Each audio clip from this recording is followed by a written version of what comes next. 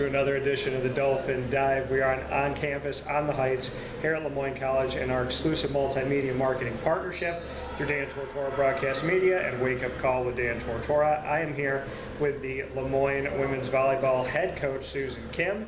And of course, we're here for this very special Dolphin Dive. Susan, how are you? How are you? Very well. So Susan did this thing recently with her team, which is create history. The first ever Division I victory for the LeMoyne Women's Volleyball program. And just first and foremost, congratulations. Thank you. And what it meant to you, because you came onto this team very late in the game. There was a coaching change, a coach was hired, then that coach decides to leave. You come in with what felt like almost no time to get set, to get to know the student athletes. Then you have to deal with injuries and just the team itself having a short roster. And so you go to Division I, you step in the 11th hour as the coach, you don't have a big roster, and this team has been fighting like heck to get this victory, and now that it's finally come through, I would like to think for you and for the team there's some vindication there. Yeah, no, I think the biggest thing is just showing like they're not giving up. They're still fighting, they're still working hard, so I guess as a coach I can't really ask for more than that, especially because for them it's also, I'm coming in and there's new players, but they have a new coach, and within a short amount of time they've had a few coaches, so just getting acclimated to a new coach and a new culture and new standards, and still trying to fight and win games. I think it's pretty cool. Yeah, I mean, they were in need of leadership, and you came in so close to the start of the season, which wasn't your fault, but like you had told me, I'm getting to know the parents, I'm getting to know the student athletes as I go. So how do you feel like that's been going, where as a coach, you know your team typically, you know what happened last season, you know where you're heading this season. You've had to do everything literally at the same time. So how have you navigated that? Yeah, I mean, again, I think I said this in another interview, just taking one day at a time. Yeah. Getting to know one player at a time, just letting it happen naturally. There isn't a ton of time, but I think just through moments, especially with the traveling that we're doing, there's a lot more opportunities to kind of have those moments and those experiences with them too. So yeah, just one day at a time, one experience at a time. So this experience to not only get the victory, but to do it against Stonehill, who used to be in the NE10 in the same conference as LeMoyne in Division II. So Stonehill has history with LeMoyne. There's a little bit of a rivalry that can continue to brew from that history. So to not only get that victory, but to do it against Stonehill that has that timeline connection to LeMoyne, just what that means. I don't know too much about the history, I guess. Yeah. But yeah, I guess if that's something special for them, because I know that there's certain teams that they played against previously in the Division II landscape. So yeah, I guess that's special. But I think just overall, looking at the picture of the teams that are in the NEC and who is an opponent that we can beat, I think that's been. I think we're kind of just looking at the bigger picture, I guess. So I guess it is special with Stonehill, but I think more importantly, just knowing that we can compete. Because we have been competitive. I know we haven't been winning, but we've been competitive. So as a coach, you can see this stuff brewing, right? When you don't see it in the win-loss column, you could still see things that are happening. So from the start of the season to now, to this victory, where have you seen the team progress? And what are some of the areas that you've seen kind of come through to say, I know that we're about to break through because we're doing this, this, and this? Like, what are some of those things? Yeah, I think just playing more like cohesively, like as a team. One of the things I noticed early on was there's no like systems really. Like, everyone was kind of doing their own thing, and we're trying to be a little bit more fluid in that. So I think I'm seeing a better job of us with our block and defense. We could probably still, again, clean up some areas, but those are areas that we're working on that now we're seeing. We had a good amount of blocks, on Friday. So that, just the areas that we've been touching on, I have been seeing improvements. We've been struggling to score our own points, like being offensive, and we were very offensive in Friday's match. Some of our players that have been struggling a little bit with their numbers, had some pretty high numbers in that match as well. So there definitely is improvement, but like you said, probably most people won't see it as much as I am, you know, the things that we're working in the practices and seeing them translate them and actually apply them in the games. What is the message that you bring to the team after that first ever Division I victory and first victory of the season? To be honest, we didn't really have a whole chat after the match. I think a lot of us were just so excited. But in that moment, at least for me as a coach, I'm so used to going through any journey with somebody, and for the first time I'm going through all the struggles and stuff by myself, but then I'm also, even a win, you know, the other team's there, but I think it's just been a surreal feeling in a way. But just trying to let it soak in. It took me a while to even realize that we won the match, and even in the fashion that we did, because I thought we played really well and executed really well too. So I don't even know if it's really set in yet with that win. You know, yeah.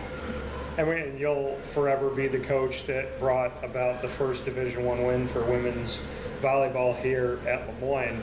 So when you say that it hasn't set in general, does that have special meaning to you? I know you want to win every match, but to have this victory and to know it will always say Susan Kim next to it. Yeah, it definitely is special. I guess for me, just because I'm moving on to the next match and stuff like that. But I am trying to remember these moments. Yeah. Again, I think this is another conversation you and I had earlier.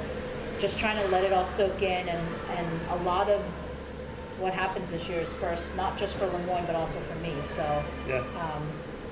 Trying to enjoy it, but also still have to worry about the next thing. So. And like you said, enjoying it for you, you've had so many different stops and you've been in different places. You've been in high school, you've been to the different divisional ranks, including Division I. What has this experience been like in its uniqueness? Like when you look at everywhere else you've been and what else you've done, how is LeMoyne different? I think for me, more than the Division I, Division II landscape, it's just me being a head coach at the college level. I've had great experiences throughout with, working with Jeff and stuff like that, but just kind of figuring out my own journey and all of that has probably been the biggest difference.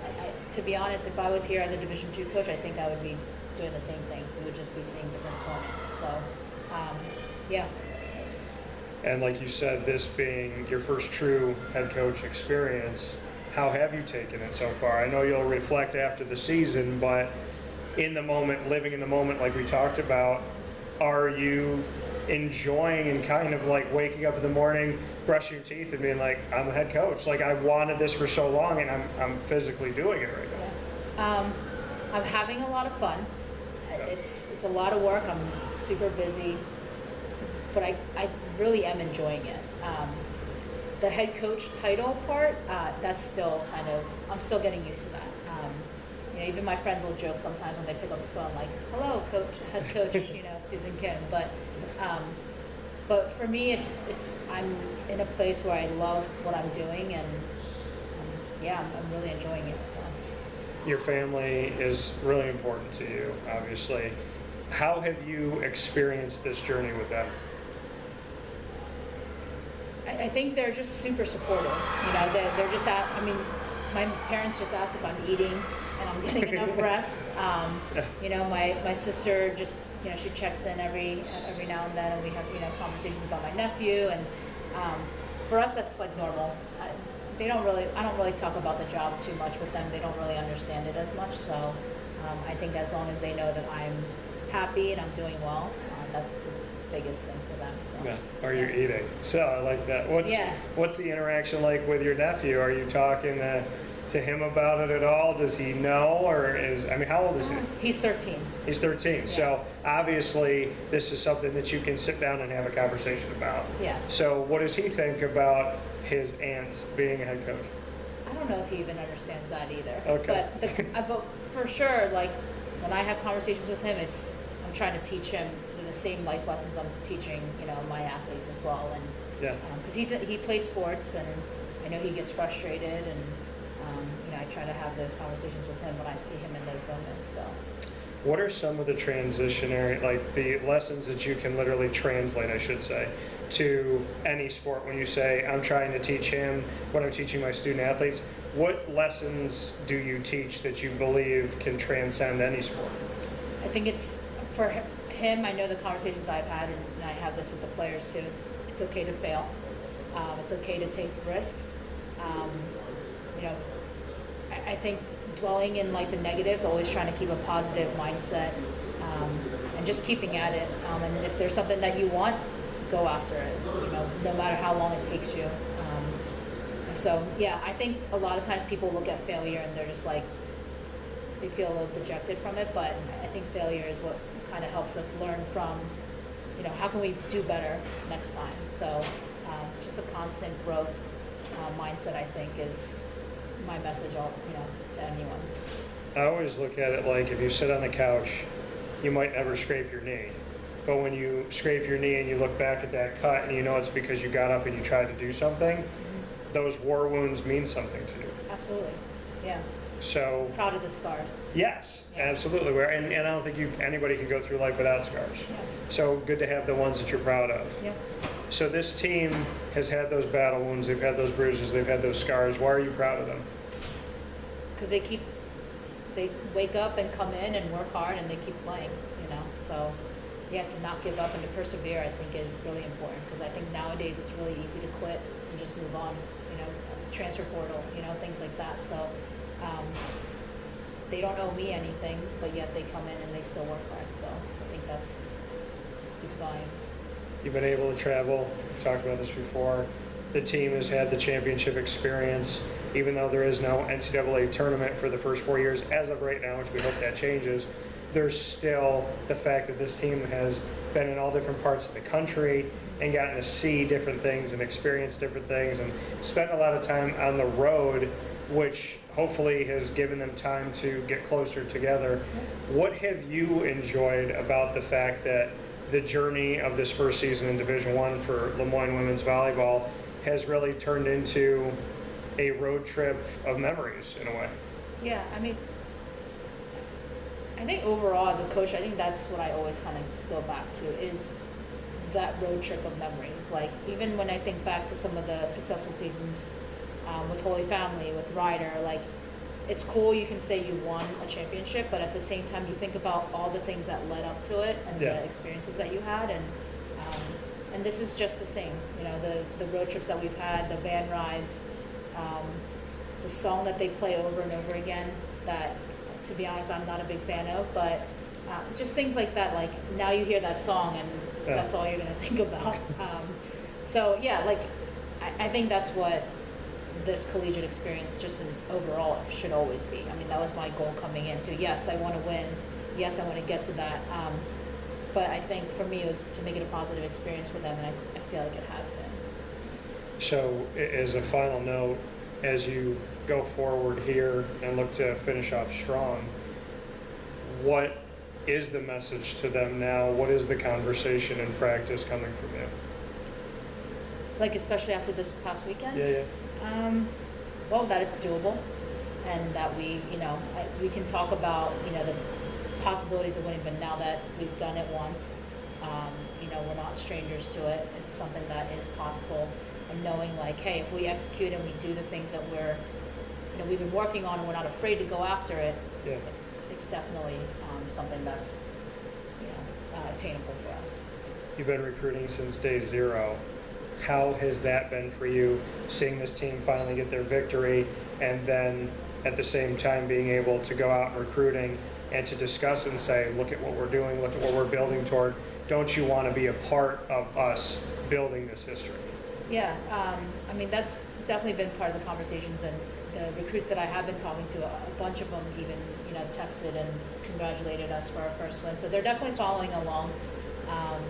So yeah, hopefully that'll lead to some good recruits coming in. Big time news for Susan Kim. I'm sure you're going to have a bunch coming up. I hope so. So Susan Kim here in this edition of the Dolphin Dive, exclusively on Wake Up Call with Dan Tortora and Dan Tortora Broadcast Media, celebrating the first ever Division I victory for women's volleyball on the Heights for the LeMoyne Dolphins, and I anticipate more to come. Thank you, Susan. Thank you. Appreciate it. Appreciate it. We'll talk with you soon.